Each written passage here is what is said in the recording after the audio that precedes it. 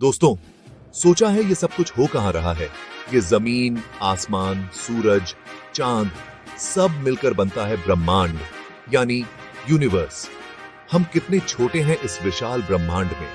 ब्रह्मांड कितना बड़ा है कोई नहीं जानता। लाइट की स्पीड से भी एक कोने से दूसरे कोने तक अरबों साल लग जाएंगे। इसमें सिर्फ तारे ग्रह नहीं, ब्लैक होल्स, नेबुला, अजीबोगरीब चीजें हैं। तो चलिए समझते हैं ये ब्रह्मांड बना कैसे।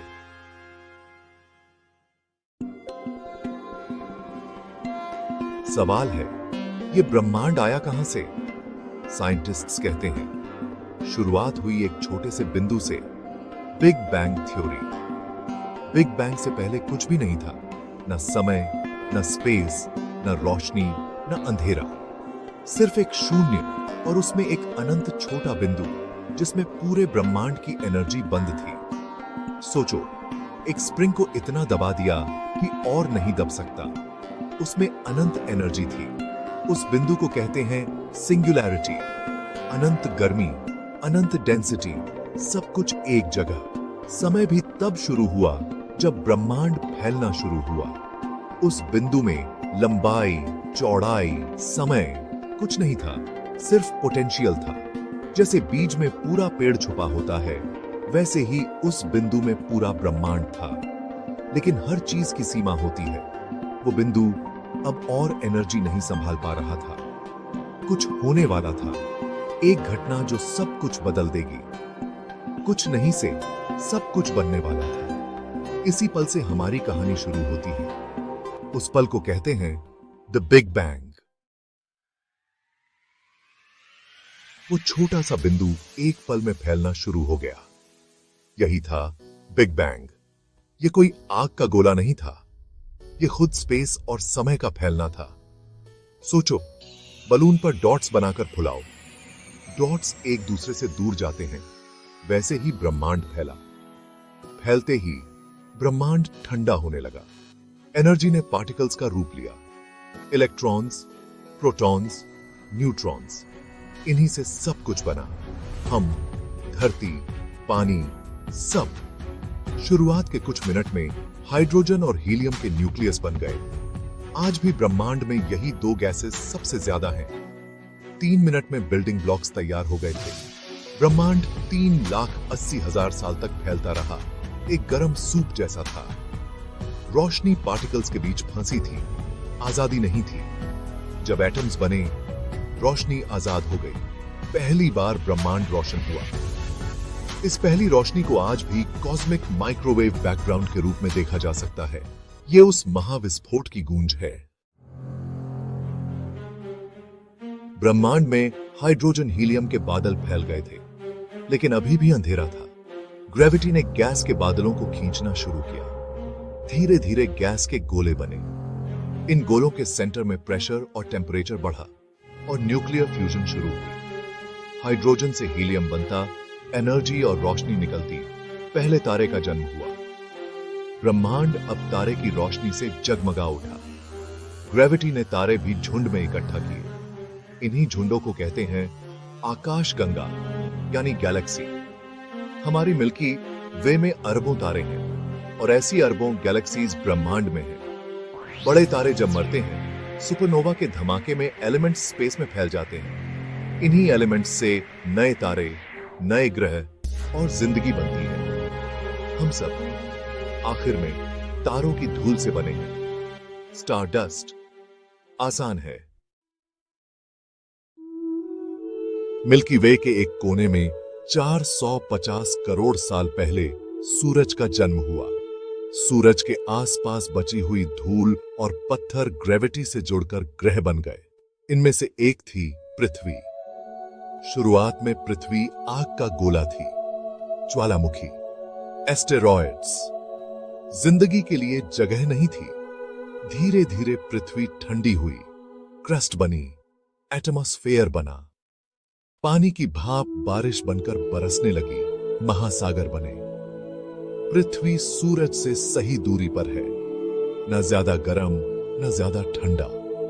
गोल्डीलॉक्स जोन, मजबूत मैग्नेटिक फील्ड और बड़ा चांद भी है जो पृथ्वी को सुरक्षित और स्थिर रखता है।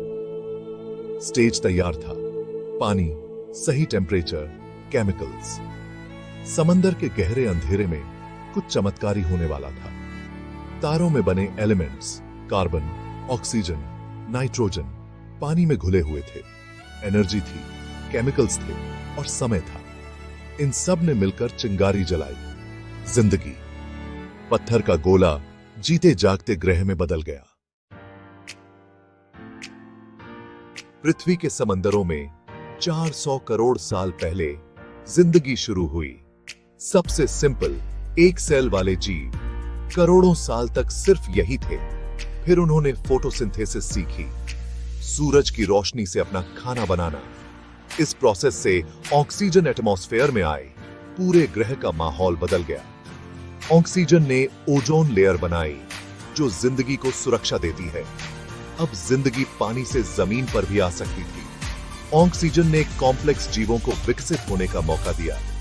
धीरे धीरे सेल्स मिलकर बड़े जीव बनाने लगे। पौधे, जानवर, समंदर अजीबोगरीब जीवों से भर गए।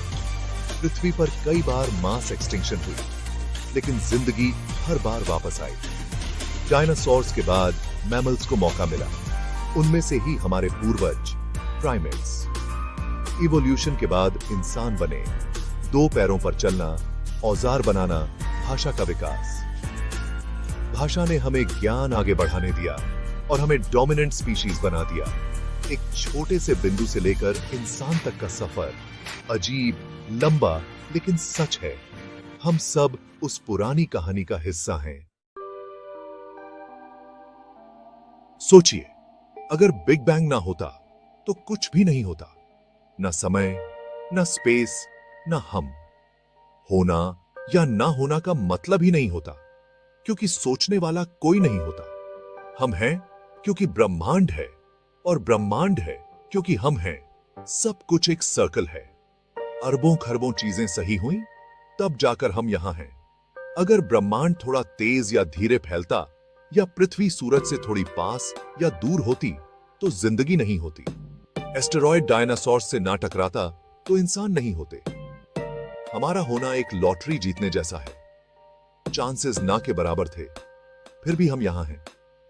इस एहसास से ग्रैटिट्यूड आता है, अपने अस्तित्व के लिए, जिंदगी के लिए। प्रॉब्लम्स छोटी लगने लगती हैं, क्योंकि सबसे बड़ी बात यह है कि आप हैं।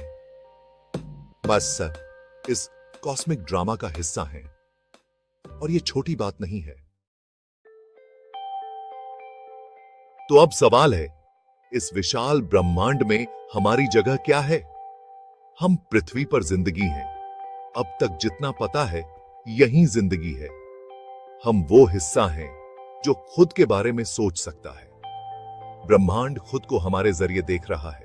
तारे नहीं सोच सकते कि वो क्यों चमक रहे हैं, लेकिन हम सोच सकते हैं। हम छोटे नहीं, बहुत खास हैं। हम इस ब्रह्मांड की चेतना हैं। हमारा काम है ज्ञान को आगे बढ़ाना, सवाल पूछना, जवाब ढूंढना। ये सवाल ही हमें इंसान बनाते हैं। हर साइंटिस्ट, आर्टिस्ट या बच्चा जब आसमान को देखता है, हम अपना पर्पस पूरा करते हैं। हमारी असली पहचान, हम इस ब्रह्मांड के बच्चे हैं। हमारी जगह है एक दूसरे से प्यार करना, मदद करना और पृथ्वी की रक्षा करना। यही हमारी सबसे बड़ी जिम्मेदारी है। दोस्तों, एक छोटे से बिंदु से लेकर इस विशाल ब्रह्मांड तक का सफर देखा। हर चीज एक दूसरे से जुड़ी है। आप, मैं, तारे, सब एक ही कहानी का हिस्सा हैं। उसी बिग बैंग से निकले हैं। यह सोच एक वननेस का एहसास दिलाती है। जब ये समझ जाते हो तो जिंदगी बहुत आसान हो जाती है। हमारा होना एक चमत्कार है। कितनी चीजें सही हुई, तब ये जिंदगी मिली। इस जिंदगी को टेंशन में वेस्ट मत करो। हर पल को जियो। जब प्रॉब्लम्स बड़ी लगें, रात को आसमान देख लेना। आपका किरदार अनोखा है। आपके अंदर पूरा ब्रह्मांड है। वही एनर्जी, वही एटम्स। आपका पोटेंशियल अनंत है। बस पहचानना है, अपने डर से ऊपर उठना है, आगे बढ़ना है। जो शक्ति ब्रह्मांड को चला रही है, वही आपके अंदर है। ये कहानी सिर्फ साइंस